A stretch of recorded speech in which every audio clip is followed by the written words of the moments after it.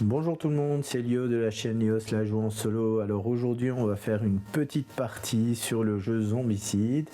Alors aujourd'hui je vous présente ce jeu, pourquoi? Tout simplement parce que dans quelques jours ce sera Halloween. Et je me suis dit que c'était l'occasion de vous présenter un jeu sur le thème de l'horreur. Et c'est l'occasion de vous présenter ce jeu. Ce jeu, je l'ai depuis plus d'un an et ça fait depuis plus d'un an que je cherche le moyen de vous présenter ce jeu. Et voilà, aujourd'hui j'ai l'occasion de vous le présenter. Et donc on va faire une petite partie sur le jeu. Alors nous allons faire la mission dite tutoriel du jeu. Ça veut dire que c'est la mission qui va nous permettre d'apprendre à jouer à ce jeu. Alors ce jeu, cette mission ne va pas nous permettre d'en apprendre beaucoup plus sur les règles, mais ça va nous permettre de découvrir en fait comment on joue les différentes règles et essayer de découvrir en fait tout le potentiel de ce jeu. Alors pour la mise en place du jeu, nous avons ici dans le livre de règles une partie qui est l'autre moitié en fait du livre de règles qui est consacrée aux différentes missions. Et ici vous avez la mission tutoriel qui s'appelle Mission 0, une vie de zombicide, avec un rappel des objectifs que l'on va devoir résoudre et des petites règles spéciales éventuelles s'il y en a.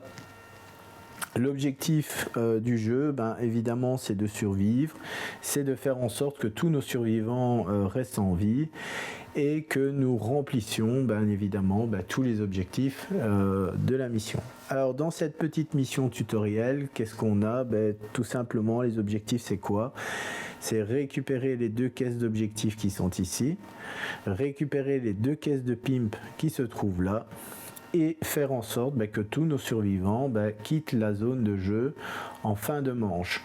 Donc dès qu'un personnage revient dans la zone exit qui est ici, il quittera automatiquement le plateau de jeu. L'objectif évidemment c'est de faire en sorte que tous mes personnages quittent le plateau et à ce moment là on aura gagné la partie.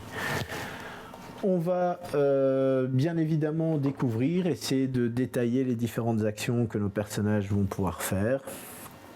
Et j'espère qu'après ça, ça vous aura peut-être donné envie de découvrir ce jeu. Alors donc comme vous avez pu voir, pour la mise en place du jeu, on a une mise en place qui est beaucoup plus rapide que ce qu'on avait avant, puisque maintenant en fait tout est imprimé sur le plateau.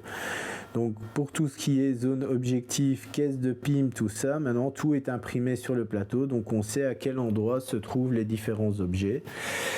Les portes des bâtiments sont indiquées maintenant sur les différents murs. Alors normalement on n'est plus censé mettre des tuiles comme ça sur le plateau de jeu, mais moi pour le visuel j'ai décidé de malgré tout les garder. Nous avons 2 zones de spawn, donc on a 2 zones où on va faire apparaître des zombies.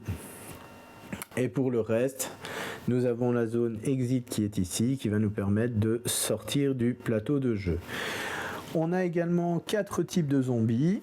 Donc nous avons des rôdeurs qui sont ici, donc on en a 2 pour l'instant qui sont placés sur le plateau. Nous avons un forcené, un zombie qui est plus rapide que tous les autres, et nous avons un balèze qui lui est un zombie plus résistant. Il y a un 4e type de zombie, ce sont les abominations, et j'ai décidé que si une abomination devait apparaître, je jouerais avec le patient 0. Pourquoi lui? Tout simplement parce que c'est l'abomination de base, c'est celui qui n'a pas de règles spéciales qui lui sont attachées. Il y a 3 autres abominations dans le jeu, ce qui nous en fait un total de 4, et chacun a des règles spéciales qui lui sont dédiées. Au niveau du matériel également, ce que l'on a, ce sont des plateaux individuels pour chaque personnage. Donc là, je vous ai fait une mise en place à 6 joueurs, et de toute façon, ça se joue à 6 joueurs. Que chaque personnage vont s'activer pendant la partie et que c'est moi qui vais tous les contrôler. Sachez que vous pouvez jouer même à 2, 3 ou 4, voire même 5 joueurs, et il faut savoir que au moins un joueur contrôlera un ou deux personnages pendant la partie. Voilà. Alors on a également des paquets de cartes. Donc nous avons des cartes zombies qui sont ici. Donc ces paquets-là va nous faire apparaître des zombies. On verra pendant la partie comment les zombies vont arriver. Nous avons un deck de fouilles. Donc là, ce sont tous des objets que on va pouvoir fouiller dans les différents bâtiments. Alors on fouille dans les bâtiments et on récupère une carte. Dès qu'on récupère une carte, on a le droit de l'équiper ou de la mettre dans notre sac à dos. Nous avons 3 emplacements ici qui représentent nos stocks sur nos personnages qui sont placés sur nos plateaux individuels. Nous avons également, donc comme je vous l'ai dit tout à l'heure, des caisses de pimp. Donc les caisses pimp, ça c'est une nouveauté du jeu. Et c'est une nouveauté même dans toute la gamme de jeux qui est déjà sortie, puisque ça n'existait pas avant. Et les caisses de pimp, c'est quoi? C'est du matériel militaire que les soldats ont laissé derrière eux en évacuant la ville. Et donc nous, on va pouvoir fouiller dans ces caisses-là afin de récupérer du matériel militaire amélioré. Donc nous avons un petit deck de cartes qui est ici. Et dans ce paquet, nous allons avoir des armes améliorées, mais pas que des armes, puisqu'il y a également des cartes pièges qui sont glissées dedans. Donc il y a de fortes chances qu'on puisse tomber, par exemple, sur des zombies cachés dans la pièce. Alors je reviens sur les plateaux individuels. Donc les plateaux individuels, maintenant, nous avons plusieurs emplacements. Nous avons un emplacement main droite, main gauche. Alors là, j'ai mis le jeton premier joueur que je vais mettre ici sur mon personnage. Donc on a main droite, main gauche, notre personnage, les différentes compétences que notre personnage va acquérir en cours de partie, et en dessous on a ce qu'on appelait avant la barre d'expérience, mais qui aujourd'hui est appelée barre d'adrénaline. Et on a ça sur tous nos personnages. Alors, dernier élément de jeu, ce sont les jetons bruit qui sont ici. Donc pendant la partie, en fait, on va être amené à faire des actions qui vont générer du bruit. Attaquer avec un pistolet va générer du bruit, sauf si on a un silencieux sur notre pistolet, ou alors utiliser un objet comme la hache de pompier par exemple, qui peut générer du bruit. Certains objets ne généreront pas de bruit, c'est le cas du pied de biche. Donc quand vous avez un symbole bleu avec une oreille barrée, ça veut dire que cet objet ne fait pas de bruit. Par contre, si vous avez un symbole avec un triangle jaune et une oreille, ça fait du bruit. Et donc c'est ces symboles-ci que l'on mettra dans la zone où on se trouve. Voilà. Également, nous avons des dés. Nous en avons 6. 6 dés à 6 faces sont des dés classiques. On sera amené à les jeter tous, mais pas que. On devra jeter parfois un dé, voire même 2 ou 3, ça dépend les circonstances de la partie. Alors pour ce qui est des héros, j'ai décidé de jouer avec 4 personnages adultes et 2 enfants. Alors ça c'est une petite nouveauté qu'il y a dans ce jeu, c'est la présence des enfants. Nous avons 2 enfants, je les ai placés ici à la fin de... les 2 personnages qui sont là sont des enfants, et pour les savoir qui ils sont, on a un petit symbole enfant qui est dessiné sur les cartes. Les enfants ont une autre petite spécificité, c'est qu'ils n'ont que 2 points de vie. Donc les adultes, eux, en ont 3, mais les enfants n'ont plus que 2 points de vie. Les enfants ont également une compétence qui leur est offerte automatiquement, c'est la compétence insaisissable. Alors cette compétence, c'est quoi? C'est lorsque les enfants veulent se déplacer mais qui sont sur une tuile avec des zombies, ils peuvent ignorer en fait tous les zombies qui sont présents sur leur tuile pour eux effectuer leur action de déplacement. Mais là, cette action n'est réalisable qu'une seule fois pendant leur tour de jeu. Alors chaque personnage aura 3 actions et on va voir après quelles sont les actions possibles qu'ils peuvent réaliser. Le jeu se déroule en 3 phases, donc on a la phase des joueurs, puis on passera à la phase des zombies, et enfin nous aurons la phase de fin de tour. Alors, sans plus attendre, nous allons commencer la partie. Dernière petite précision, chaque personnage commence avec déjà une compétence en bleu. Donc vous voyez qu'ici on a notre petite barre d'adrénaline qui correspond à des couleurs. Vous voyez, donc il y a 4 couleurs. On a le bleu, le jaune, l'orange et en fait tout au fond on a le rouge qui est au niveau du 43. Alors ça représente quoi? C'est notre niveau d'adrénaline, et plus notre niveau va monter, plus notre personnage va gagner des compétences. Mais en plus de ça, il y aura un effet contraire, c'est que au moment où on va générer des zombies, on va générer un petit peu plus de zombies, donc le danger va augmenter en fait au fur et à mesure que la partie va avancer. Pour gagner des points d'adrénaline, c'est simple, il faut tuer un zombie. Dès que vous tuez un zombie, vous gagnez un point d'adrénaline. Donc si vous tuez des rôdeurs, c'est 1. Si vous tuez un forcené, c'est 1. Un balai, c'est 1. Par contre, si vous éliminez une abomination, ce sera 5 points d'adrénaline. Si vous récupérez un jeton objectif, c'est 5 points d'adrénaline aussi. Et par contre, vous ne gagnez rien si vous récupérez des objets de pimp.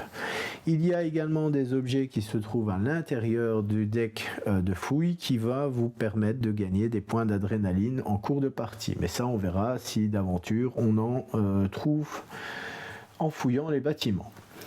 Alors oui, les fouilles, donc comme je vous l'ai dit, les fouilles, on ne fouille que dans les bâtiments, on ne peut pas fouiller dans les rues.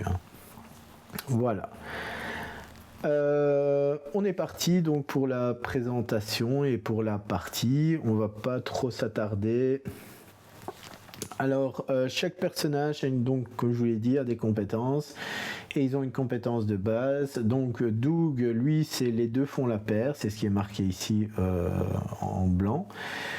Et lui, en fait, c'est lorsqu'il trouve un objet qui a un symbole dual, le symbole dual, c'est ce qui est ici sur les pistolets, il peut chercher automatiquement un autre objet qui a le même nom dans le deck de fouille et l'équiper automatiquement. Donc lui, de base, il aura la possibilité d'utiliser 2 objets pendant la partie.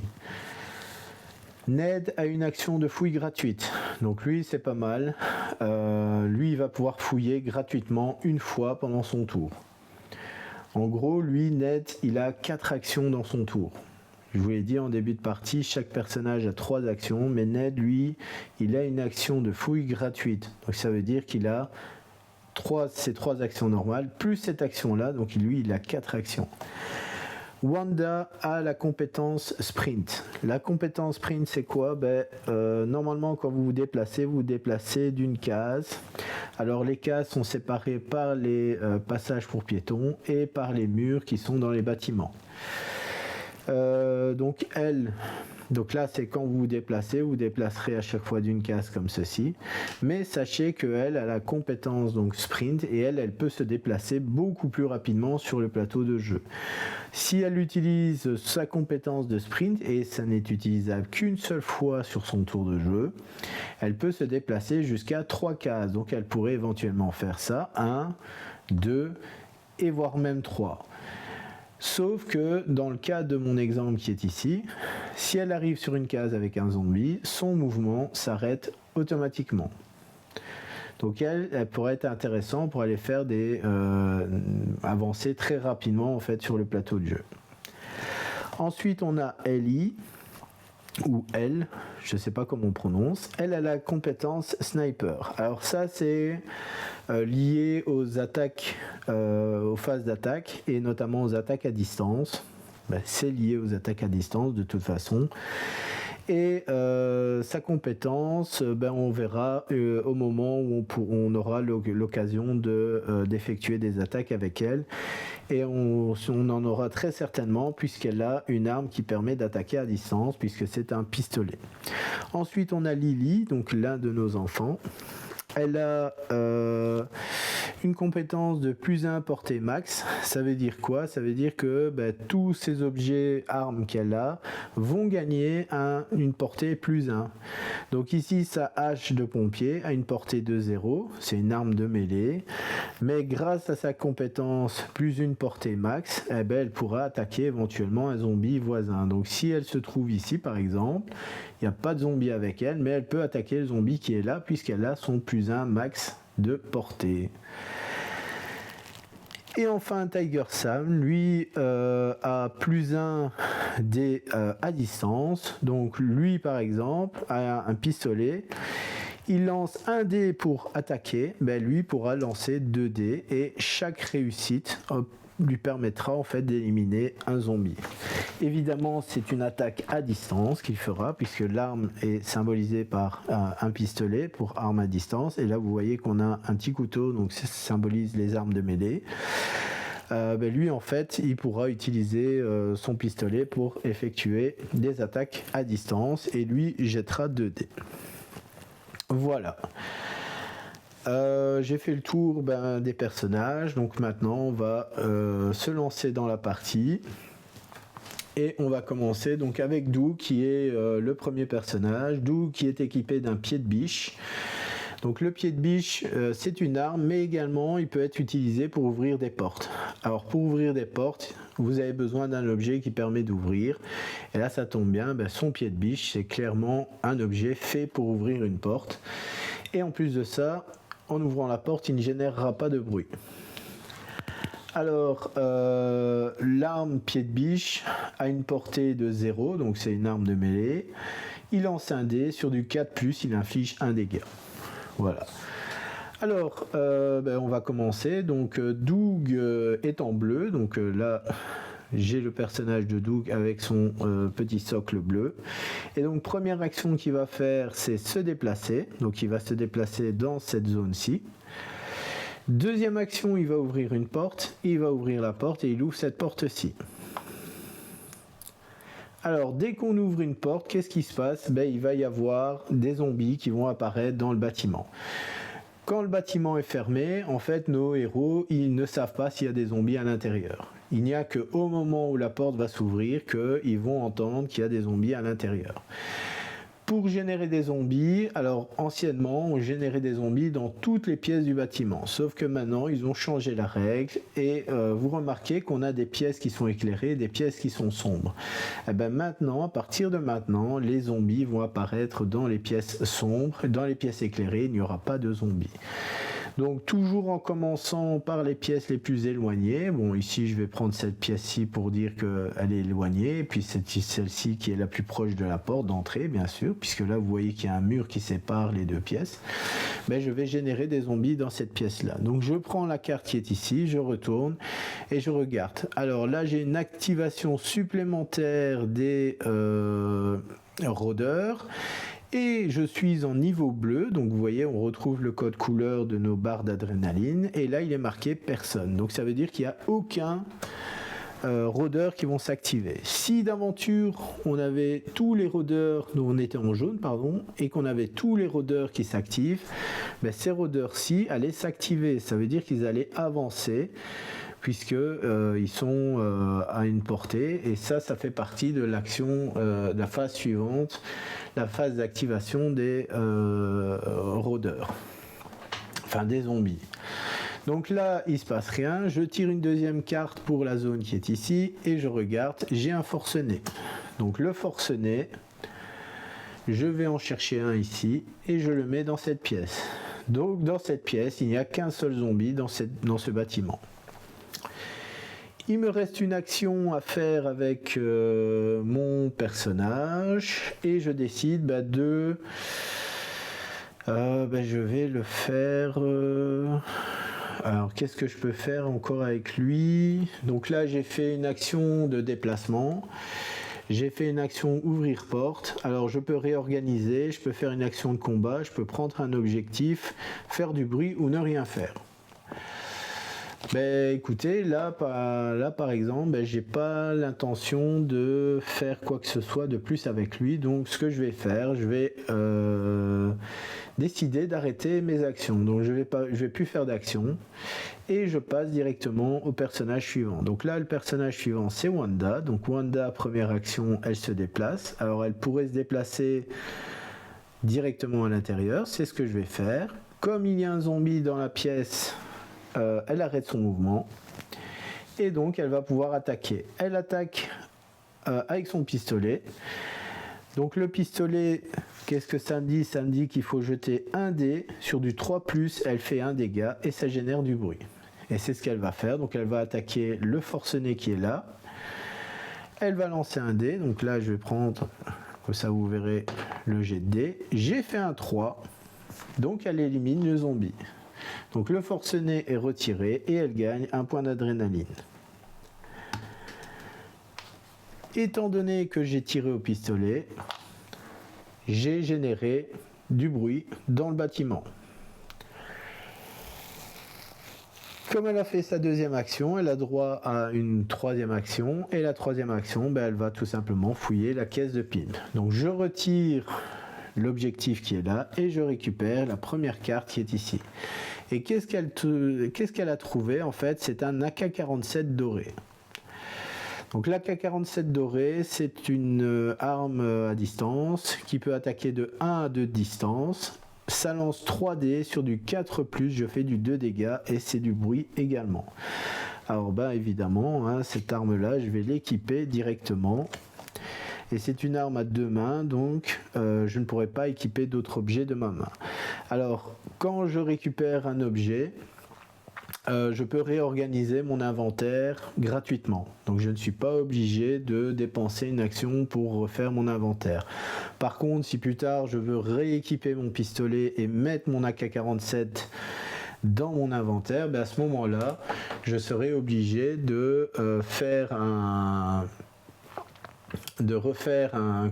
une action de réorganisation et échanger.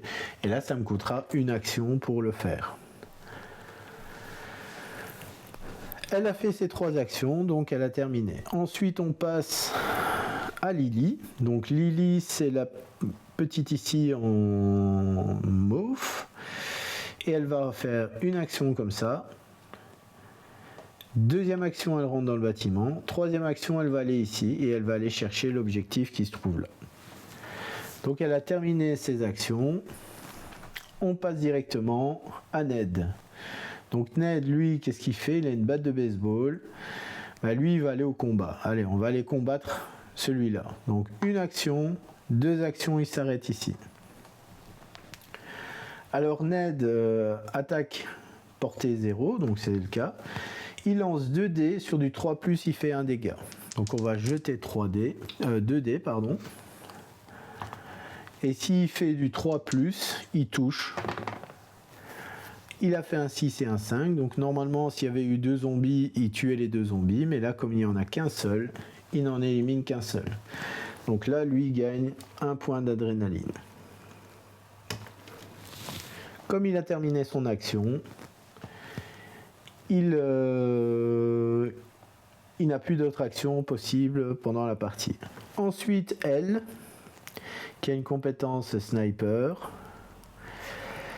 ce qu'elle va faire, donc elle est en orange, elle va se déplacer. Donc une action, 2 actions, elle va ici, et maintenant elle va aller attaquer le zombie qui est là. Et là, on va faire une action à distance, puisqu'elle a la compétence, une arme qui lui permet d'attaquer jusqu'à une case de distance. Et elle va essayer d'éliminer le zombie. Alors là, sa compétence sniper n'a pas trop d'intérêt dans cette partie, puisque il aurait fallu qu'il y ait plusieurs types de zombies sur la même case qu'elle. Alors j'ai lancé le dé, j'ai fait un 4, donc elle élimine le zombie. Donc elle gagne 1 point d'adrénaline. Elle a fait du bruit. Ce zombie est éliminé, donc il est retiré définitivement du jeu. Elle a terminé, et ensuite maintenant on passe à Tiger Sam. Donc Tiger Sam, il va faire 1, il va faire 2, et lui il va fouiller dans la pièce qui est ici. Donc pour fouiller, c'est ça ici, je retire une carte, et lui qu'est-ce qu'il trouve? Il trouve un katana. Alors le katana, c'est une arme qui a une portée de 0. Ça va lancer 2 dés sur du 4+, il fait du 1 dégât. Donc ça peut être une bonne arme ça pour éliminer vraiment pas mal de zombies si d'aventure il y en avait plusieurs qui arrivaient. Et ce qu'il va faire, il va se l'équiper. Alors si ça avait été Doug par contre qui avait récupéré cette arme là, donc je l'aurais équipé, avec sa compétence les deux font la paire, il aurait pu aller chercher un deuxième katana, il aurait eu 2 katanas. Étant donné que Tiger Sam n'a pas cette compétence là, il ne pourra pas s'équiper de 2 katanas. Donc là lui il n'en aura qu'une seule. Les actions de mes personnages sont terminées, donc maintenant nous passons à la phase zombie. La phase zombie, comment ça se déroule? En 2 étapes. Première étape, c'est l'activation. Donc la première, on regarde les attaques en premier. Donc on regarde s'il y a des zombies avec des survivants. Il n'y en a pas. Donc normalement, s'il y avait eu un zombie avec un survivant, le survivant perdait 1 point de vie. Donc dans ce cas-ci, maintenant, on passe à la deuxième partie de l'étape 1, c'est le déplacement. Le déplacement, donc les personnages, les zombies vont s'activer. Donc là, il s'active, lui, il avance d'une case. Le forcené, lui, a 2 points d'activation, donc il va se déplacer 2 fois. Le forcené, s'il avait eu, par exemple, un personnage, par exemple, sur cette case-ci, il aurait attaqué le personnage. Ce qui n'est pas le cas, donc lui, il va se déplacer une deuxième fois. Donc maintenant, ce forcené se trouve avec 2 de mes survivants. Je retire les pions. Non, pas encore. Je ne fais pas encore ça. Maintenant, je vais faire apparaître des zombies dans les 2 zones qui sont ici.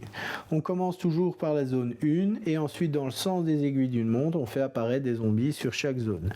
On n'a que 2 zones, on a cette zone-ci et cette zone-là. Donc là, je vais faire apparaître des zombies.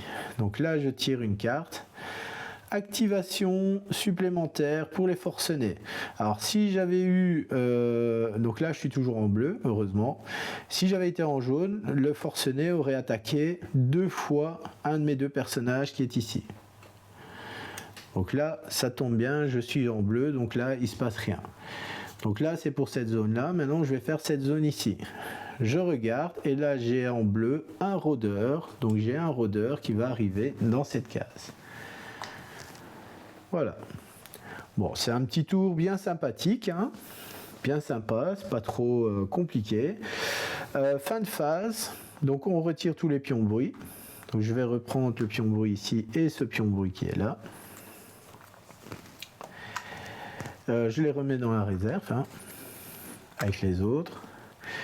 Je passe le jeton premier joueur et je vais le donner, je vais le mettre ici, voilà, chez Wanda. Donc c'est Wanda maintenant qui est première joueuse.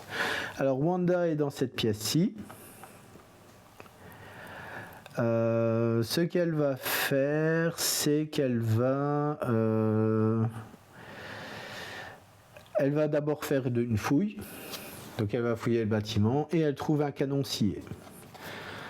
Donc là, elle a un objet, un nouveau pistolet, un canon scié. Alors ça, c'est une arme spéciale, en fait. Vous voyez, c'est ambidex, donc ça aurait pu être intéressant pour Doug, ça. Donc c'est du 0-1, ça lance 2 dés, du 3+, ça touche et ça inflige un dégât et ça fait du bruit. En plus de ça, il y a une compétence sur cette carte, c'est rechargement. Alors rechargement, c'est quoi? Ça veut dire qu'entre 2 tours, si elle veut utiliser 2 fois son arme, elle est obligée de dépenser une action pour recharger son arme. Donc admettons, elle commence sa première action, elle tire avec le canon scié, donc elle fait son action, elle tire. Puis elle veut réutiliser son canon scié, là elle sera obligée de dépenser sa deuxième action pour faire l'action de rechargement, et puis sa troisième action, elle peut réutiliser le canon scié. Entre les 2 tours de jeu qu'elle aura, donc à son prochain tour, admettons on est au 2e, elle passe au 3e tour de jeu. À ce moment-là, on considère qu'entre les 2 tours, l'arme a été rechargée. Donc elle ne sera pas obligée de recharger une 2e fois. Alors, elle va se déplacer maintenant de 2 cases. Donc, elle fait 1, 2. Elle s'arrête avec tout le monde. Et elle va attaquer le balèze avec son AK-47 doré. Donc, elle a une portée de 1, 2. Elle lance 3 dés sur du 4+. Elle fait du 2 dégâts. Donc, elle pourra éliminer le balèze qui est ici. Donc, elle va lancer 3 dés. Donc, je vais prendre mes dés. Je les lance et j'ai fait 3 touches. Alors, comme j'ai lancé 3 dés, ben je mets 3 pions bruit sur la zone qui est ici. Voilà. Elle a éliminé le balèze. Elle gagne donc 1 point d'adrénaline. Voilà. Elle a fini ses actions. Donc on passe à Lily. Lily est dans cette case, cette pièce-ci. Elle va alors faire une action ici de récupérer l'objectif. Et donc elle avance de 5. Elle gagne 5 points d'adrénaline. Alors je vais mettre la carte là pour l'instant. Parce que c'est pas évident. J'ai pas envie d'abîmer les cartes. Voilà. Donc c'était sa première action. Deuxième action, elle va fouiller la pièce. Et elle trouve de l'eau. Ah ben là, c'est ce que je vous ai expliqué. Donc là, parfois, il y a des objets qui vous permettent de gagner des points d'adrénaline. Et c'est ce qu'elle a ici. Donc la bouteille d'eau, l'action c'est défausser pour gagner 3 points d'adrénaline, peut être utilisée depuis le sac à dos. Donc voilà, je vais le mettre ici. Elle pourra utiliser plus tard cette bouteille d'eau pour monter de 3 points d'adrénaline. Ça lui permettra quoi? Ça lui permettra de monter sur la barre ici et d'avoir une action supplémentaire. Et c'est justement ce que je vais faire. Donc j'utilise une action pour utiliser la bouteille d'eau. Donc je vais mettre la carte ici sur le côté. Et elle gagne 3 points d'adrénaline. Donc elle passe à 8. Et elle monte dans la zone jaune, elle. Donc elle gagne une compétence supplémentaire qui lui permet d'avoir une action en plus. Et donc cette action, elle peut déjà l'utiliser. Et donc elle va l'utiliser pour se déplacer et venir dans la pièce qui est ici. Voilà. Alors je vais retirer ça maintenant d'ici. Ensuite, Ned. Alors Ned, lui, qu'est-ce qu'il va faire? Lui, il va attaquer le zombie qui est ici, puisqu'il est sur la même case que lui. Donc il utilise sa batte de baseball. Sa batte, c'est 2 dés sur du 3+, il élimine le zombie. Et il fait une réussite, donc il élimine le zombie. Donc il gagne de nouveau 1 point d'adrénaline. Voilà. Donc ça, c'était sa première action. Alors je vais remettre les cartes ici, parce qu'elles ont... Et la porte également qui a volé en éclats. Deuxième action, je voudrais bien qu'il ouvre la porte, mais malheureusement, il ne peut pas ouvrir la porte puisque son objet, sa batte de baseball, ne lui permet pas d'ouvrir la porte. Par contre, ce qu'il peut faire, c'est se déplacer jusqu'ici pour sa deuxième action.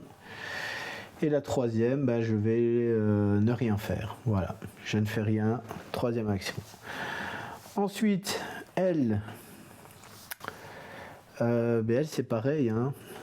Je vais la faire avancer d'une case et je vais attaquer le zombie qui est ici. Donc elle lance un dé. Et sur du 3+, elle le touche. Alors 2, elle a échoué. Donc je mets un jeton bruit sur sa case. Je relance un dé. Deuxième attaque et je l'élimine. Donc ces 3 actions sont terminées.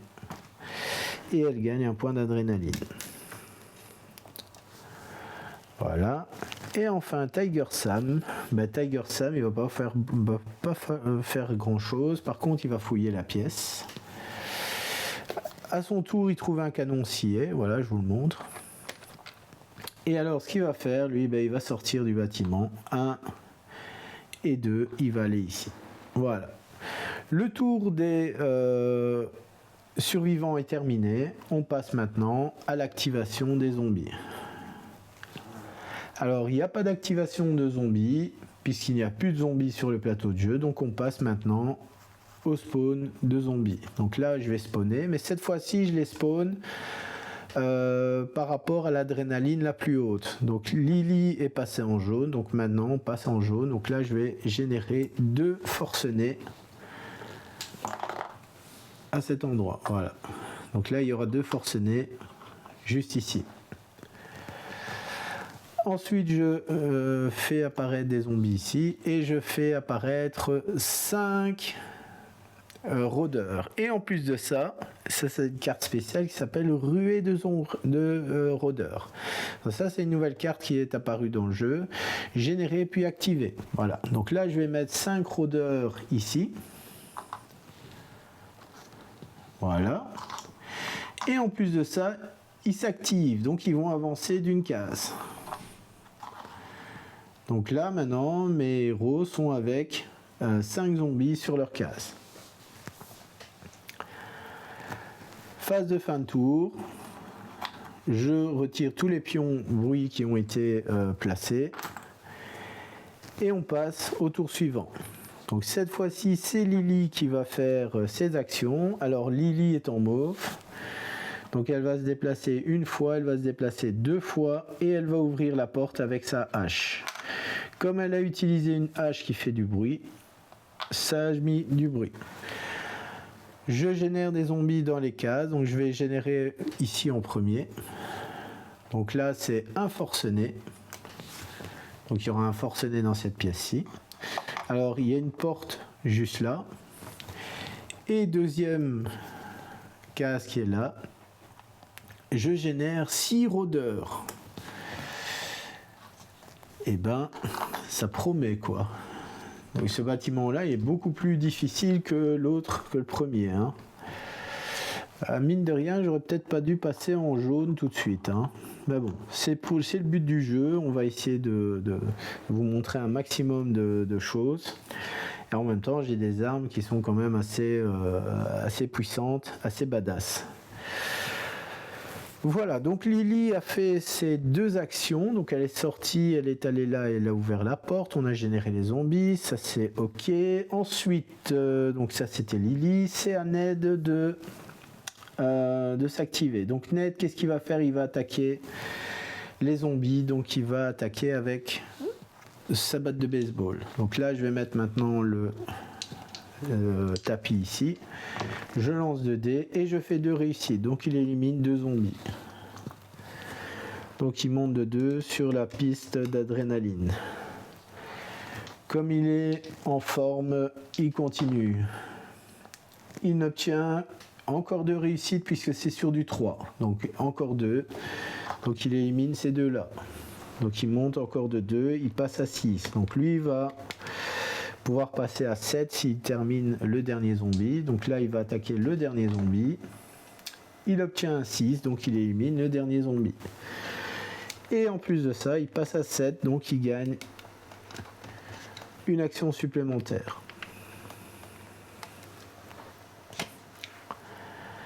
Donc là il a une action en plus. L'action en plus ça va être quoi? Effectivement il va reculer en fait. Voilà, il va revenir en arrière. Ça sert à rien de vouloir se lancer. Donc ça c'est fait. Ensuite c'est elle qui va pouvoir jouer. Donc là je vais retirer ça pour que ça soit plus visible. Je vais reculer un peu les plateaux ici parce que je vois quasiment plus les personnages. Donc elle est en orange. Donc elle se trouve ici. Elle a une action sniper. Alors elle va faire une action ici, 2 actions là et 3 actions. Elle va aller chercher ça. Allez, soyons fous. Elle va chercher une arme et elle a trouvé quoi? Un fusil automatique. Portée 0,1. Ça lance 3 dés sur du 4 et plus. Ça inflige 2 dégâts. Elle va pas se priver. Hein. Une telle arme comme ça. Ça peut faire du gros dégâts, donc elle va se l'équiper. Voilà. Donc elle a terminé ses actions. Ensuite, c'est au tour de Tiger Sam. Tiger Sam, donc lui est en rouge, donc il est là. Donc lui, il va aller attaquer et il va aller attaquer. Je vais aller attaquer celui-là. Donc 1 et 2, il va dessus. Et 3, il va attaquer le forcené. Donc il lance 2 dés du 4+, il fait 1 dégât. Et ça tombe bien, il inflige 2. Il a 2 réussites, donc il gagne 1 point d'adrénaline. Voilà. Tiger Sam a terminé ses actions, puisqu'il n'en avait que 3. On passe à Doug. Donc Doug est en bleu. Alors Doug, qu'est-ce qu'il va faire? Lui, il va aller ici. Il rentre dans le bâtiment, il fouille. Il trouve un sac de riz qui lui permet de le défausser et de gagner 3 points d'adrénaline. Ça sert à rien. Et il ressort du bâtiment. Voilà. Ensuite, c'est au tour de Wanda. Alors Wanda, elle va rentrer dans le bâtiment. Et elle va attaquer les zombies qui sont ici. Avec sa mitraillette. Donc elle lance 3. Donc c'est du 1, 2, 3D, 4+. Elle touche. Donc elle va attaquer en rafale. Alors elle a encore 2 actions, donc on va essayer. Bon, là elle n'a qu'une seule réussite, donc elle élimine un zombie. 3e action, elle attaque de nouveau.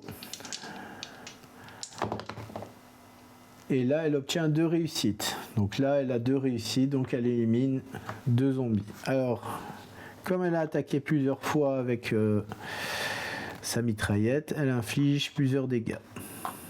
Voilà. Enfin, elle place plusieurs jetons bruit dans cette zone. Elle a terminé ses actions. Alors, comme elle a éliminé 3, donc elle monte de 3 sur sa barre d'adrénaline, donc elle passe à 5.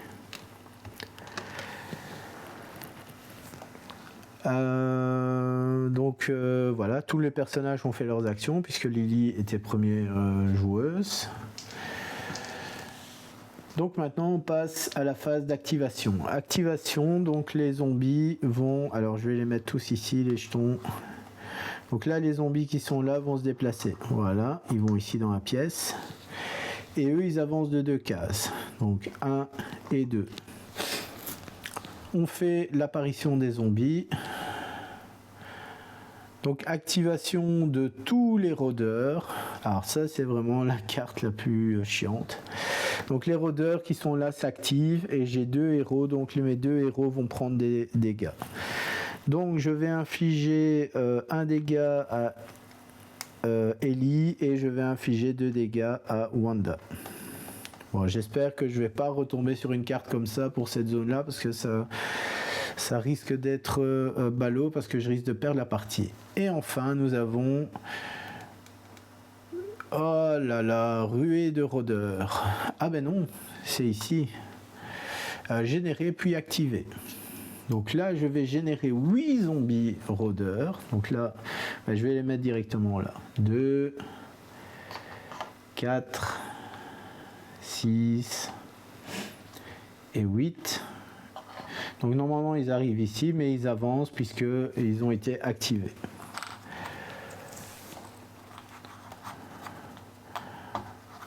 Ouf, on va dire. Alors je retire tous les pions bruit qui sont ici. Je les remets dans la réserve. Je passe le jeton premier joueur à Ned. Alors qu'est-ce qu'il va faire Ned? Parce que là Ned il va falloir qu'il fasse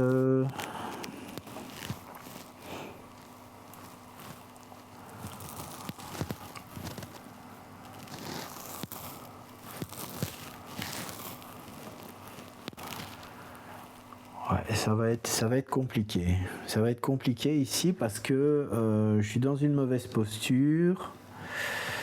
Parce que j'aurais aimé que Tiger Sam, en fait, ouais.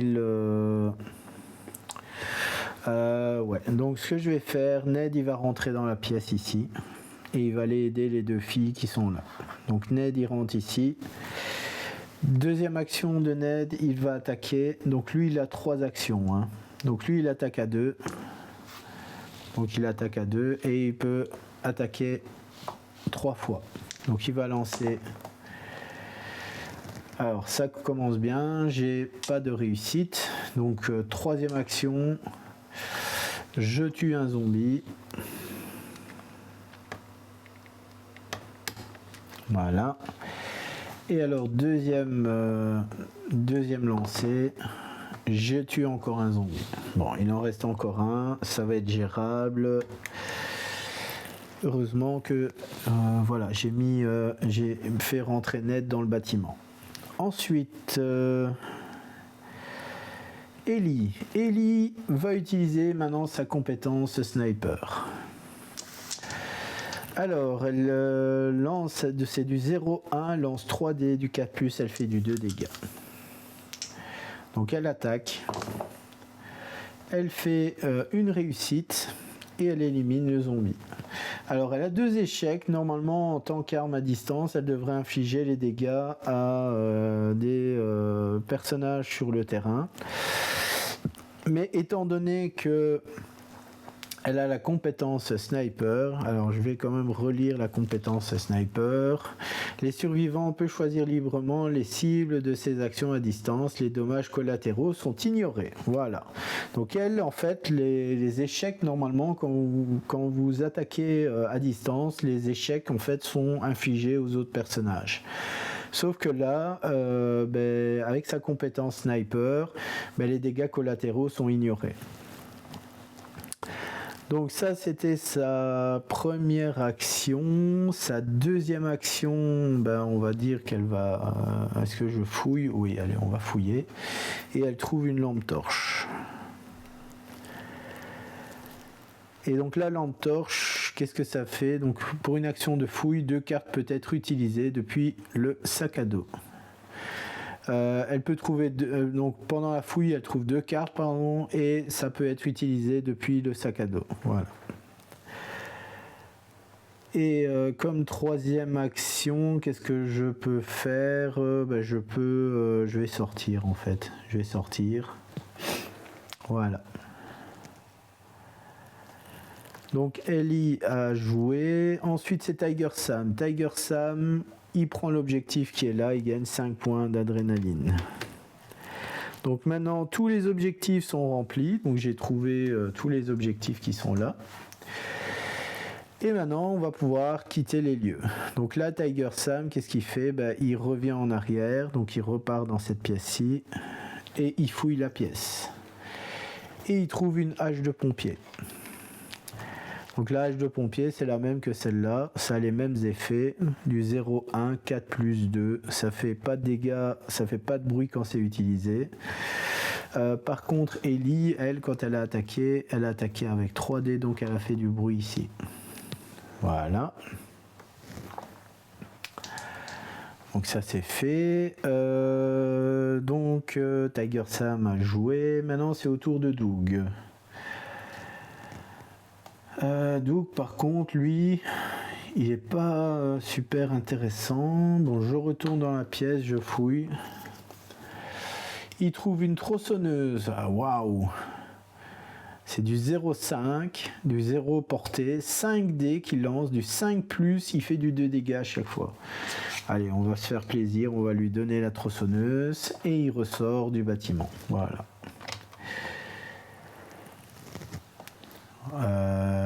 Ok, ensuite c'est au tour de Wanda. Alors Wanda est en jaune, une action. Wanda sort, 2 actions, elle va attaquer les zombies qui sont là. Et c'est là qu'on va s'amuser. Donc là elle va lancer 3D. Sur du 4+, elle fait du 2 dégâts. Et comme par hasard, je ne fais pas un seul réussite avec elle. Troisième action. Et même pas une réussite, j'ai fait du 3-3-2. C'est incroyable. Ce jeu ne veut pas que je gagne. Ce jeu m'en veut, en fait. Ah, c'est pas vrai. Bon. Première action pour Lily, elle en a 4, elle. Allez, elle va échanger son arme avec Wanda. Donc ça c'est la première action, c'est une action d'échange. Deuxième action, elle va attaquer, donc elle attaque à 3. avec l'arme. Bon, on va essayer, hein.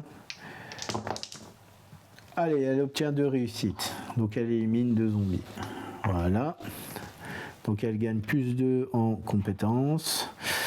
Bon, Tiger Sam, lui, je vais mettre ses cartes juste là parce que pour l'instant, ça me pose problème. Alors normalement, bon, il y a plein de jetons de bruit qui doivent être placés ici, hein. Bon, je vais mettre un jeton de bruit à chaque fois. Voilà. Hop. Donc ensuite c'est donc c'est Lily qui fait l'action d'attaque. Troisième action, de nouveau une attaque avec la mitraillette. 2 réussites, donc elle élimine encore 2 zombies. Donc elle gagne 2 points d'adrénaline. Et quatrième et dernière action, elle attaque également encore. Et là elle a 3 réussites. Ça c'est du très très bon Lily. Donc elle passe à 15. Chapeau Lily, elle a fait le taf, c'est magnifique. Et c'est terminé le tour. Donc là je vais pouvoir reprendre ma piste de dés. Donc c'était Dougnet qui avait commencé.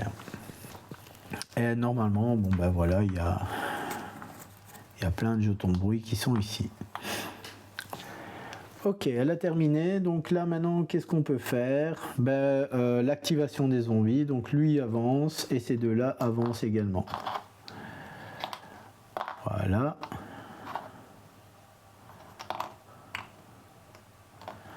Ensuite,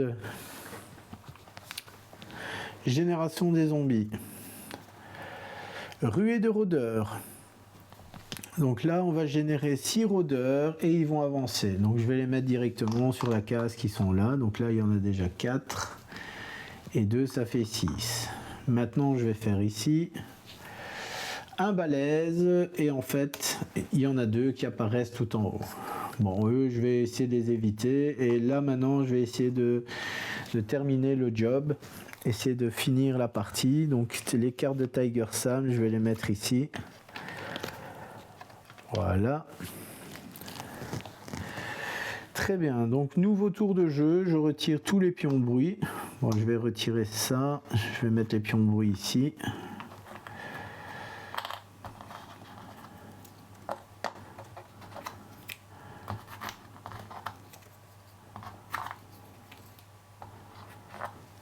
Voilà. Et eux, en fait, ils sont avec mes personnages sur la case. Ensuite, c'est Ellie qui est première joueuse. Donc première joueuse, elle a sniper, donc elle va pouvoir ignorer les dégâts collatéraux. Ça c'est bien ça. 0,1, 3D, 4+, elle affiche 2 dégâts. On va pas s'en priver, hein. Donc elle lance. Première action, donc là elle échoue puisqu'il n'y a pas de réussite. Deuxième action, de nouveau une attaque, 2 réussites. Alors elle choisit les cibles et elle tue les 2 forcenés ici, puisque c'est eux les plus dangereux. Et donc elle met 1 et 2. Et troisième action, elle attaque encore et elle tue le dernier rôdeur. Donc elle gagne 3 points d'adrénaline ici, donc elle passe à 5. Voilà, donc Ellie a terminé son tour et là maintenant, si tout va bien, il n'y a plus rien qui va m'empêcher de gagner la partie. Tiger Sam, il avance, il a que 3 actions, 1, 2 et 3. Donc là il a fait 1, 2 et 3. Il est sur la case de sortie, donc il va pouvoir quitter le plateau et je le fais quitter le plateau de jeu automatiquement. Ensuite, c'est à Doug. Doug, lui aussi, il s'en va. Il va ici. Et la fin, il s'en va. Wanda, pareil, une action, sprint, 1, 2. Donc ça, c'est une action. Et elle quitte le plateau. Lily, pareil, elle a 4 actions, elle. 1, 2. Fin de son tour. Elle quitte le plateau. Ned qui est ici. Alors, lui aussi a 4 actions. Donc 1, 2 et 3. Et pour dernière action, il quitte le plateau de jeu. Et c'est terminé. Le tour de mes survivants est terminé. Donc on passe à l'activation des zombies. Les balaises avancent. Les zombies qui sont là avancent également. En espérant que lui qui reste tout seul, il ne va pas se retrouver piégé à cause des balaises. Alors, ruée de balaises. Donc là maintenant, j'ai 2 balaises qui arrivent ici et qui avancent ici. Voilà. Ici maintenant, c'est quoi? Abomination. Voilà, une abomination. Donc lui, il arrive.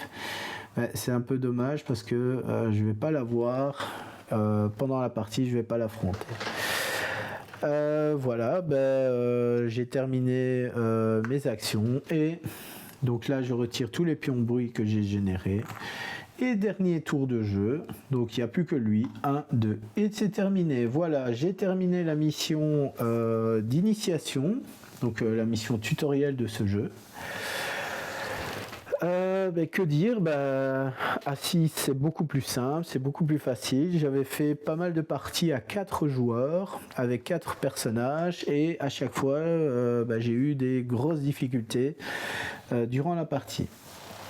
Alors, petit mot aussi, pour ceux qui ont connu l'ancienne version, donc la première édition, sachez qu'il y a pas mal de règles qui ont changé. Je vais voir ici, je vais en profiter pour vous parler en fait de toutes les nouveautés qui ont été amenées à ce jeu. Donc si vous êtes encore par exemple des joueurs qui ne savent pas s'ils doivent acheter ce jeu ou pas, je vais vous lister un peu tous les changements que le jeu a connus jusque maintenant. Alors je vais mettre le livre là. Alors j'espère que ça va pas choquer les personnes que je fasse ça avec mon livre. Je sais que j'ai des amis, ça leur hérisse les poils lorsque je fais ça avec mon bouquin. Donc quand je fais ce genre de choses, vous voyez, je mets la page et puis je fais ça. Ça leur hérisse les poils. Moi personnellement, je m'en fous totalement. Voilà, donc la mise en place. Donc là, c'est le passage à la 2e édition. C'est le point le plus intéressant de ce jeu, je trouve. Alors, je vais commencer déjà aussi à faire un peu de ménage sur mon plateau de jeu. Voilà, et ça aussi, voilà, comme ça ne m'ennuiera plus. Voilà. Donc la mise en place, comme je vous l'ai dit, la mise en place du jeu a été modifiée.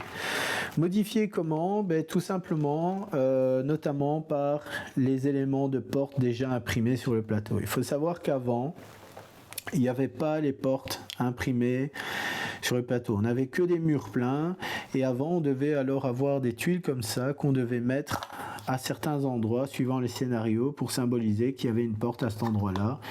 Et puis on la mettait comme ça pour dire, vous voyez, la porte est cassée. Voilà.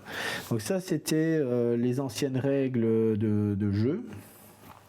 Donc les anciens designs des bâtiments. Mise en place donc beaucoup plus rapide. Porte, zone prédéfinie par des objectifs et les armes de pile. Donc là, les zones d'objectifs. Là, pareil, avant, il n'y avait pas tout ça. Il fallait chercher pendant un quart d'heure pour savoir à quel endroit il fallait mettre les jetons objectifs sur le plateau de jeu. Donc ça, c'est la mise en place. Ensuite, lire une carte équipement, apparition de nouveaux symboles tels que le type de munitions ou d'armes. Alors oui, les munitions, donc là, lecture plus facile. Donc l'utilisation de l'arme, comme d'habitude, si l'arme fait du bruit, et le type de munition. Alors le type de munition, ça sert à quoi? En fait, il faut savoir qu'il y a dans ce paquet de cartes ici, voilà, on a ce qu'on appelle des trucs comme ça. Ce sont des munitions en pagaille. Voilà. Et cartouches en pagaille. Quand vous aviez des cartes comme ceci, en fait, ça vous offrait en fait des relances sur des résultats de dés que vous aviez obtenus sur ces cartes-là. Et donc, si vous aviez une carte comme ça, vous la défaussiez et vous pouviez relancer en fait tous les dés que vous avez lancés sur une précédente attaque. Et vous étiez obligé de garder en fait le nouveau résultat. Donc, on a une meilleure lisibilité des symboles en fait, c'est ça qu'ils disent en fait. Donc apparition de nouveaux symboles tels que le type de munitions ou d'armes. ben voilà. Là, ici, petit symbole qui est apparu ici. Donc là, un petit pistolet pour symboliser que c'est une arme à distance. Et alors, pour les armes comme ici, par exemple, la tronçonneuse, là, on a un petit couteau. Ça signifie que c'est une arme de mêlée. Bon, c'est un peu dommage. J'aurais bien aimé utiliser la tronçonneuse, quoi. Je trouve la tronçonneuse un peu trop tard. En plus, elle permet également d'ouvrir les portes. Ah, évidemment, comme ça fait du bruit, bah, ça aurait fait du bruit en ouvrant la porte. Bon. On ferme la parenthèse. Donc, remplacement des points d'expérience par des points d'adrénaline. Leur fonctionnement reste identique. Ben oui, au départ, avant, c'était des points d'expérience ici. Maintenant, ils ont transformé ça en points d'adrénaline. Bon, ça ne change pas grand-chose. C'est comme c'est dit dans la règle. Alors, les zombies, apparition des ruées de zombies et nouvelles règles pour les abominations. Alors oui, on a vu ici qu'on avait des cartes ruées. Donc les ruées, c'est quoi? Au moment où on génère des zombies sur une zone, automatiquement ils vont se déplacer puisqu'ils s'activent au moment de la génération. Donc générer puis activer. Alors il faudrait que je relise un peu la règle parce que je ne sais plus si ça active tous les zombies d'une même sorte. Mais je pense que ça n'active que les zombies qui apparaissent en fait. Les abominations, oui, il y a de nouvelles abominations, je vais essayer de vous les montrer.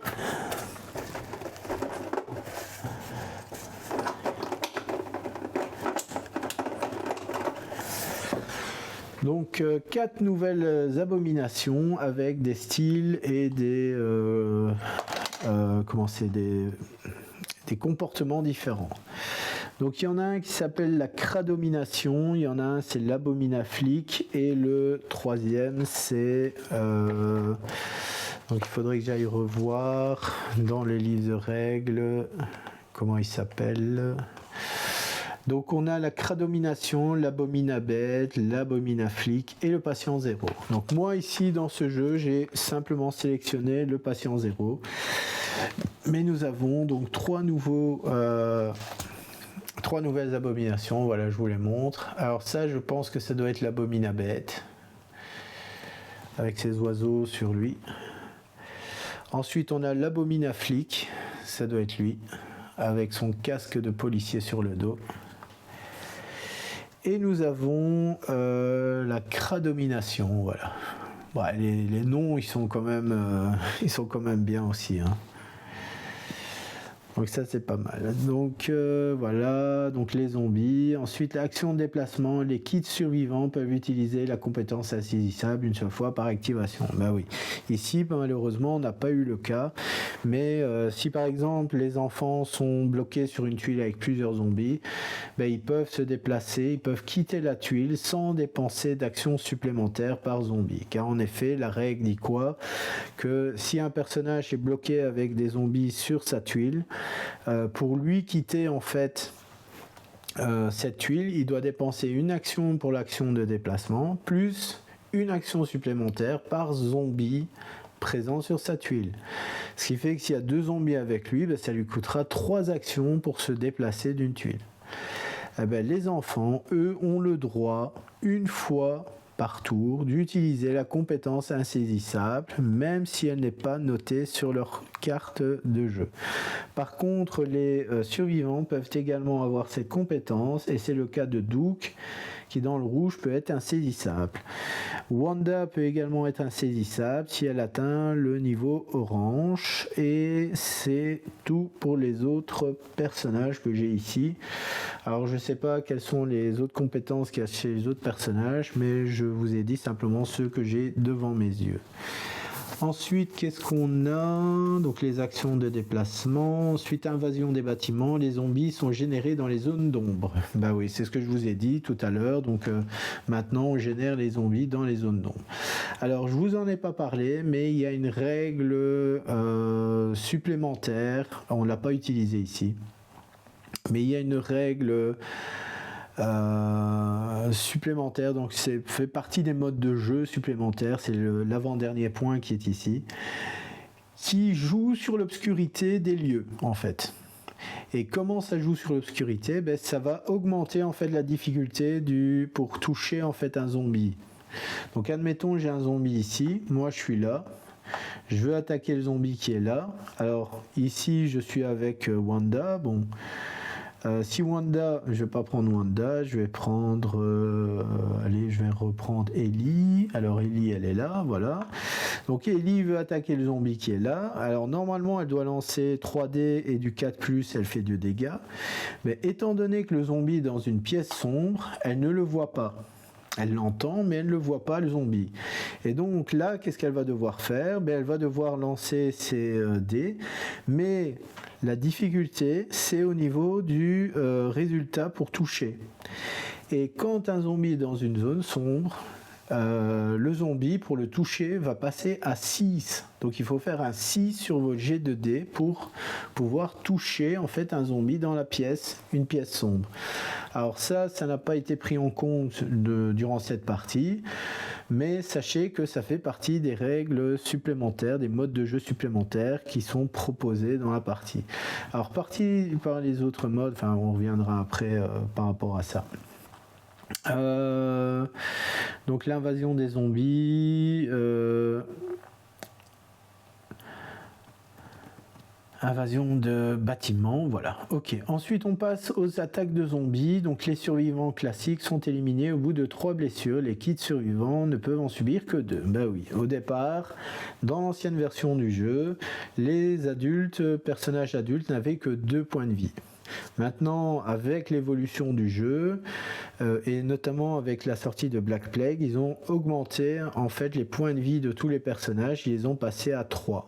Il faut savoir que Black Plague a pas mal fait évoluer le jeu. C'est notamment avec Black Plague qu'on a des petits plateaux comme ça en plastique. Alors je vous mettrai une photo de ce que c'était les plateaux joueurs de la V1 pour ceux qui s'en souviennent, et pour ceux qui ne savent pas, ils verront à quoi ça ressemblait. Et il faut savoir que avec Black Plague, en fait, on nous a servi ces beaux petits plateaux joueurs qui sont ici et qui sont très pratiques, franchement. Donc là, pour ça, j'ai dit chapeau de proposer en fait dans cette évolution-ci. Dans cette deuxième édition, d'avoir refait vraiment le premier jeu complètement et d'avoir inclus tout ce nouveau matériel dedans. Donc voilà, et puis les enfants, ça c'est nouveau, donc les enfants c'est la nouveauté du jeu, et en plus de ça les enfants ils reprennent un peu la difficulté des adultes qu'ils avaient, et là c'est 2 points de vie. Là ça paraît beaucoup plus logique puisque les enfants sont beaucoup plus faibles, donc ils peuvent être plus vite en danger, donc ils n'ont plus que 2 points de vie, tandis que les adultes en ont 3. Voilà, ensuite les déplacements de zombies, mise à jour des règles de séparation de groupe. Alors ça c'est une règle, c'est la règle moi que je voulais que Zombicide abolisse, je sais pas si ça se dit, complètement dans ce jeu. Alors comment je vais vous expliquer ça, parce que le problème c'est que le plateau de jeu permet pas de vous l'expliquer. Anciennement, quand on avait par exemple, je vais vous faire un exemple, je vais vous mettre ça ainsi. Le problème c'est que je vais faire ça ici, voilà. Je vais faire ça ici, ça va être beaucoup plus simple. Et je vais prendre une abomination. Admettons qu'il y avait un survivant ici. Le survivant qui est là fait du bruit et ce groupe de zombies qui est là, en fait, ne le voit pas, mais ils l'entendent. Ils entendent le survivant qui est là. Lors de l'activation des zombies, qu'est-ce qu'il fallait faire avant ? On devait séparer le groupe de zombies qui était là en 2 groupes égaux. Donc qu'est-ce qu'on faisait ? Comme on avait 3 rôdeurs, on en mettait 2 par là. Alors on prenait en fait la distance qui sépare le groupe avec le personnage. Donc là on avait 1, 2, et donc ici on avait la même chose, 1, 2. Et donc qu'est-ce qu'on faisait ? On séparait le groupe en 2. Donc on mettait 2 rôdeurs par ici, et le dernier rôdeur on le mettait par là. Sauf que on dit qu'il fallait 2 groupes identiques. Le problème, c'est que là, on en a 2, et là on n'en a qu'un. Donc qu'est-ce qu'il fallait faire ? Il fallait en rajouter 1. Et là, vous voyez déjà un peu l'aberration de cette règle. Et pareil avec l'abomination, le balèze. Le balèze allait d'un côté, mais comme il fallait que le groupe soit identique, eh ben, il fallait mettre un balèze aussi ici. Et donc la règle d'autrefois, qu'est-ce qu'elle disait? Sur un groupe de 4 zombies, je me retrouvais avec 6 zombies qui venaient d'apparaître. Donc il y avait 2 zombies qui venaient d'apparaître gratuitement sur le plateau de jeu. Eh ben moi j'ai trouvé cette règle la première fois que j'ai joué à Zombicide et qu'on m'a expliqué cette règle-là. J'ai dit mais c'est débile en fait. C'est complètement con. Pourquoi est-ce qu'ils font une règle pareille? C'est pas juste. Le groupe il est de 4, il passe à 6, à 7, enfin ça dépend de combien de zombies on avait au départ. Et bien maintenant ils ont arrêté de cette règle-là. Cette règle stupide, elle n'existe plus. Je reviens à mon exemple de départ. Je dois séparer mon groupe en deux. Je sépare mon groupe, je mets mes 2 rôdeurs ici, je mets mon rôdeur qui est là. Ensuite, il me reste un zombie qui doit se déplacer. Comme le groupe là, il y en a déjà 2. Là, lui, il est tout seul. Qu'est-ce que je vais faire? Lui, il va aller rejoindre l'autre. Et là, le groupe est séparé en 2. Et c'est logique. On a 4 zombies de départ. On a toujours 4 zombies à l'arrivée et qui se sont déplacés. C'est fini cette règle stupide de rajouter des zombies n'importe comment. Alors peut-être que certains diront ouais mais c'était les règles anciennement c'était comme ça. Moi je vais vous dire non, c'est pas normal. C'est zombicide, c'est pas paramécie zombie. Donc voilà. C'est pas des cellules qu'il faut se séparer. Donc voilà, cette règle-là, moi je suis heureux qu'ils l'ont abrogé ou aboli, je ne sais pas comment que je pourrais le prononcer, mais en tout cas cette règle là, voilà, moi je dis chapeau, rien que pour ça vous devez acheter le jeu. Bon je rigole un peu, mais faut pas acheter le jeu rien que parce qu'ils ont changé une règle, mais voilà, ça pour ça c'est une bonne chose. Ensuite, les invasions des zombies, l'étape d'invasion commence toujours par le pion invasion de départ. C'est le pion qui est ici, hein. C'est le pion 1. Bon, je sais pas pourquoi, c'était déjà comme ça avant, je pense. Je me rappelle pas s'il y avait un pion 1 qui était présent sur les autres plateaux. Bon, je comprends pas. L'ordre de priorité des cibles, balèze, devant, simplification des règles de priorité partagées. Alors, ça aussi, c'est une règle qui a changé. Et ça aussi, c'était une aberration sur l'ancien jeu. Alors, il fallait savoir, quand vous attaquiez à distance, il ne fallait pas qu'un de vos survivants se trouve sur une case avec des zombies. Et que derrière, vous aviez vos potes qui attaquaient à distance. Parce que la règle des attaques à distance, qu'est-ce qu'elle disait? Elle disait qu'en priorité, celui qui prenait les dégâts en premier lieu, c'était le survivant. Donc on a ici un tableau qui nous indique en fait les priorités.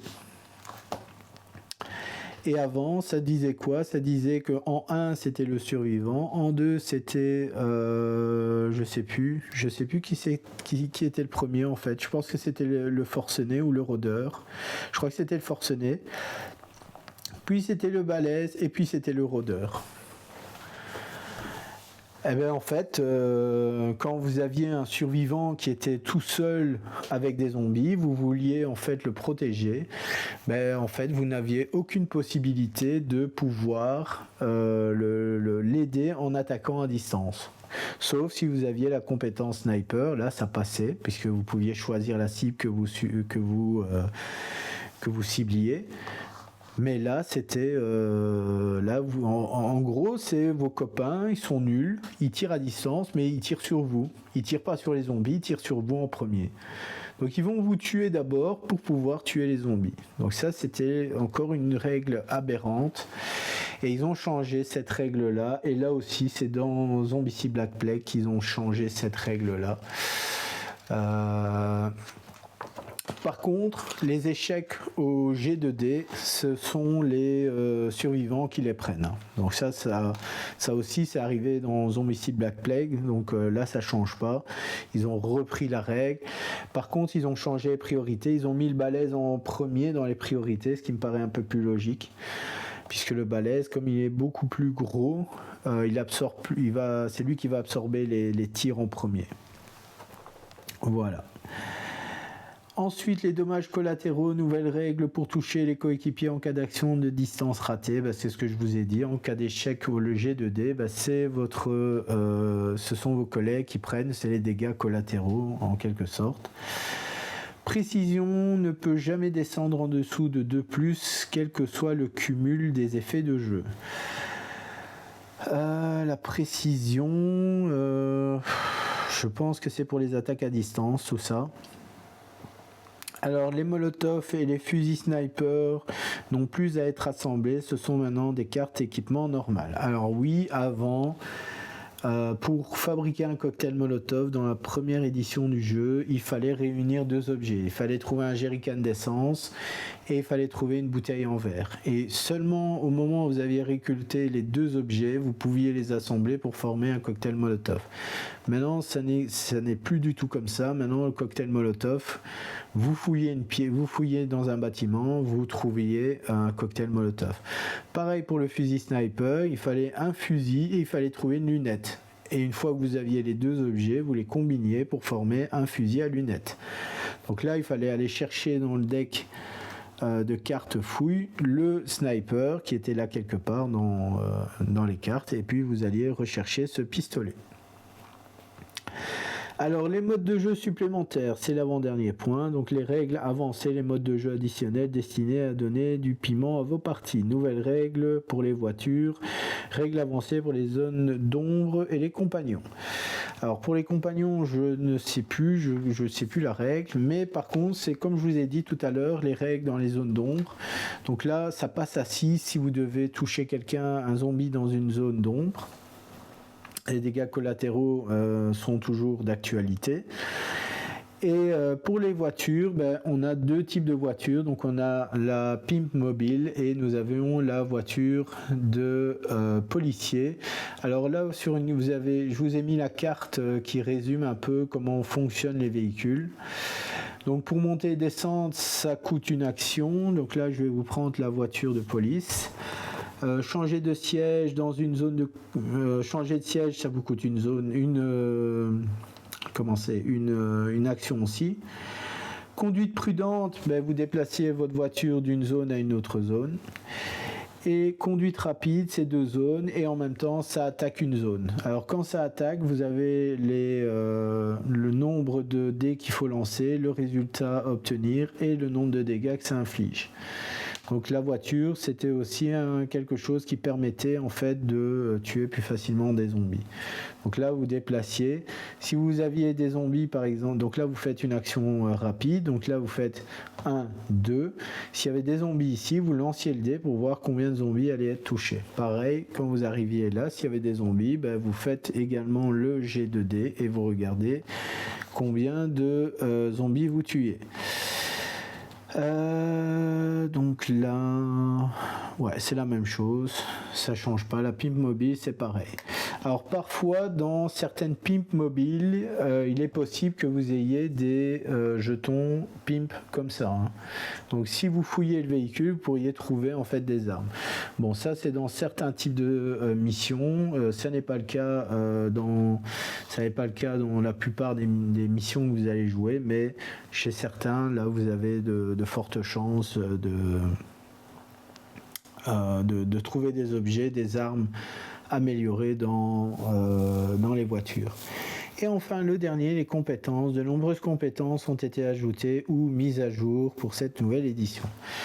Effectivement, hein, donc là c'est dans les dernières pages en fait, donc page 63 comme ils disent, on a plein de compétences qui ont été rajoutées. Voilà. Donc là on a ici dans les dernières pages, donc le chapitre 15, toutes les compétences, et vous avez plein de compétences qui sont ici, donc voilà, ça vous fait de la lecture, comme ça vous voyez plus ou moins ce qu'il y a à faire. Voilà. C'était Zombicide, la 2e édition, un excellent jeu d'horreur sur le thème. Zombicide, ça reste une des valeurs sûres du jeu de plateau, hein, très certainement. Alors il y en a qui aiment, il y en a qui n'aiment pas. Moi j'aime bien. Bon, voilà. Voilà. Je vous souhaite à tous un joyeux Halloween si vous faites quelque chose à Halloween. Profitez-en, amusez-vous avec vos amis. Et si vous avez l'occasion de pouvoir jouer à ce jeu, allez-y, faites-vous plaisir. Ici, c'était que la mission tutoriel, mais il y a des missions qui sont un petit peu plus grandes, qui sont un petit peu plus longues. Malheureusement, je ne peux pas vous les montrer parce que j'ai pas assez d'espace sur mon bureau pour pouvoir vous montrer une plus grande mission. Et puis, j'ai pas assez de temps non plus devant moi pour pouvoir vous faire une grosse mission. Allez, à très bientôt et amusez-vous bien. Ciao!